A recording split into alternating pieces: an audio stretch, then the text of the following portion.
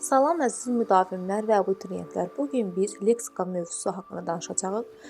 Belə ki, danışacağım leksika mövzusu demək olar ki, həm müdavimlər üçün, həm də ki, abituriyentlər üçün bütün mövzunu əhatə edəcək və əlavə bir material oxumağa da ehtiyac qalmayacaq.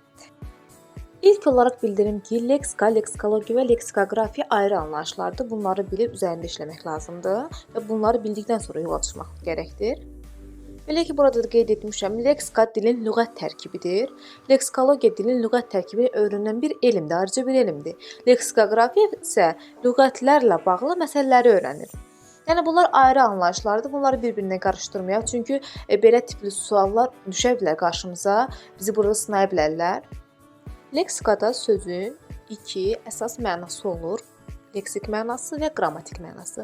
Sözün leksik mənası dedikdə, yəni ki, sözün birbaşa ifadə etdiyi məna. Yəni bu söz nə deməkdir? Misal üçün kitab. Kitab nə deməkdir? Biz kitab sözünü eşitdikdə ilkin olaraq bizim təsəvvürümüzdə nə yaranır? Bax, o leksik mənadır. Qrammatik məna isə sözün hansı ilk hissəsinə aid olması, sintaktik vəzifəsi, cümlədə rolu və sair kimi bu xüsusiyyətləri. Daha sonra isə sözün leksik mənasını tapmaq üçün istifadə ediləcək əsas 4 yol. Sözün ilkin mənasını tapırıq, olmasa sinonimini tapırıq, o da olmasa antonimini, o da olmasa sözü tərkib hissələrə ayırırıq. Sözlərin tərkib hissələrə ayrılması yalnız və yalnız düzəltmə və mürəkkəb sözlərə aiddir. Sadə sözlərə aid deyil. Çünki sadə sözlər bir kökdən ibarət olduğu üçün bu sözləri tərkib hissələrə ayırmağa ehtiyac yoxdur. Düzəltmə və mürəkkəb sözlər tərkib hissələrinə ayrılaraq ilkin mənanı tapmağa bizə kömək edir. Məsələn, düzəltmə söz qapıçı sözünü kök şəkilçiyə ayırırıq, bilirik ki, qapı və çıçı şəkilçisi isim düzəltmə şəkilçisindən yaranır və qapıçı sözü meydana gəlib. Ucaboy sözündə uca və boy sözləri yanaşaraq mürəkkəb söz əmələ gətirir və mənası uca, böyük, uzun boy deməkdir. Amonimlik və çoxmənalılıq isə sözün leksik mənasını tapmaqda istifadə edilmir. Bu iki yol bizə birbaşa sözü açmaqda yardım edə bilmir. Çünki amonimlər bir neçə məna ifadə edə bilər ki, biz də sözün mənasından artıq uzaqlaşa biləcəyik. Çoxmənalılıq isə törəmə bir məna ifadə etdiyi üçün yenə də ilkin mənanı bizə verməkdə yardımçı rol oynamayacaq. Məsələn, yaxalamaq sözü amonimdir. Həm qab yumaq yaxalanmaq mənasını ifadə edir, həm də ki, kimsə tutmaq. Deməli, biz amonimdən istifadə edərək sözün iki mənası tapa bilmərik, çünki amonimlər fərqli-fərqli sözləri ifadə edir. Buna görə də biz amonimlərdən və çoxmənalı sözlərdən sözün ilkin mənasını tapmaqda istifadə edə bilmərik. Sözün qrammatik mənası. Sözün qrammatik mənasını tapmaq üçün isə biz bu üç əsas bənddən istifadə edəcəyik. Hansı nitq hissəsinə aiddir? Sözün həmin o nitq hissəsinə aid olduğu xüsusiyyətlərini daşıması və hansı sintaktik vəzifə daşıması. Misal üçün, su dadlıdır. Necədir dadlıdır? Nə? Su. Burada su sözü hansı nitq hissəsidir? Bildik ki, isimdir. Deməli, isim bizə ismin xüsusiyyətlərinə aid bütün kateqoriyaları sadalayacaq. Təkdədir, cəmdədir, mücərrəddir, konkretdir, mənsubiyyət qəbul edib etməyib, hansı haldadır və s. Bütün bu kateqoriyaları, xüsusiyyətləri sadaladıqdan sonra keçirik üçüncü bəndə. Hansı sintaktik vəzifə daşıyır? Dadlıdır. Necədir? Dadlıdır. Nə? Su. Deməli, burada su sözü artıq sintaktik vəzifəsi mübtəda rolundadır. Sözün həqiqi və məcazi mənası. Həqiqi məna yəni ilkin mənadır. Həqiqi mənasıdır, dominant mənasıdır. İlk dəfə anadan olanda bizə hansı ad qoyulur? Baxın, odur. İlk dəfə bir şey yarananda ona hansı ad qoyulursa, baxın, odur. Məcazi məna isə sonradan yaranma, köçürmə yolu ilə, bir növ metafora yolu ilə yaranan mənadır. Buna sonradan yaranma deyilir ki, bir törəmə mənadır. Misal üçün, geri sözü. Geri sözünün həqiqi mənası, ilkin mənası məkan anlayışı bildirir, geri getmək. Məcazi mənada isə geri düşüncəli, yəni inkişaf etməmiş, geridə qalmış mənasını ifadə edir. Bu da ilkin məna ilə bağlı görürsünüz ki, azalıb. Geri getmək nə deməkdir? Bir də geri düşüncəli nə deməkdir? Düzdür, biz deyəcəyik ki, hə, biraz bənzəyir, amma biraz bənzəyə bilər. Amma eyni deyil, ilkin məna başqa bir şeydir, məcazi məna başqa bir şeydir. Daha sonra yağlı sözü.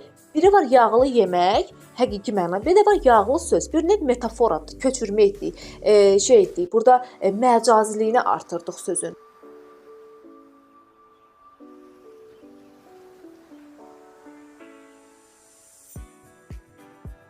Təkmənalı və çoxmənalı sözlərdə isə təkmənalı söz yalnız bir məna ifadə edir və öz iki mənasından uzaqlaşmır.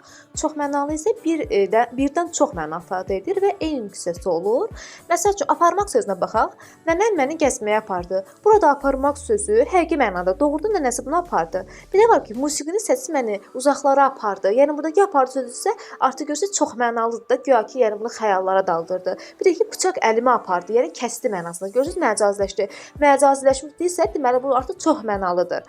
Amonimlik xüsusiyyətinə aid deyil çoxmənalı sözlər. Yəni amonimlər deyilişi və yazılışı eyni olub, amma mənaları fərqlidir. Amma çoxmənalı sözlərdə isə deyilişi də yazılışı da eynidir. Eynilik hissəsidir. Həmçindəki mənalarında da eynilik var.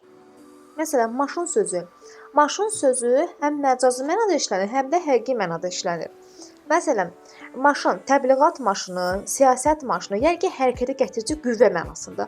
Burada məcazidir. Lakin paltar yuyan maşın, qab yuyan maşın, avtomobil mənasında maşın isə bu isə həqiqi mənadadır.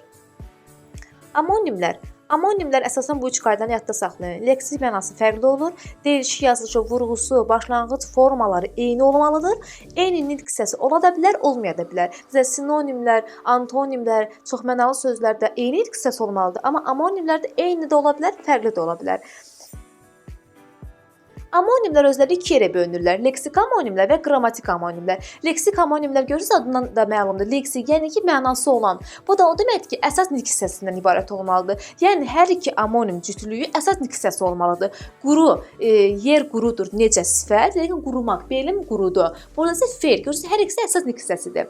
Qrammatik amonimlər isə sözlərdən biri həm əsas nitq hissəsi olmalıdır, digəri isə köməkçi nitq hissəsi olmalıdır. Və yaxud da ki, hər iki amonim cütlüyü köməkçi nitq hissəsi olmalıdır. Burada da qeyd etmişəm, sarı sözü həm qoşma kimi, həm də fe'l və sifət kimi işlənir. Ancaq sözü həm ədat kimi, həm də bağlacı kimi işlənərək hər iki cütlük köməkçi nitq hissəsi oldu.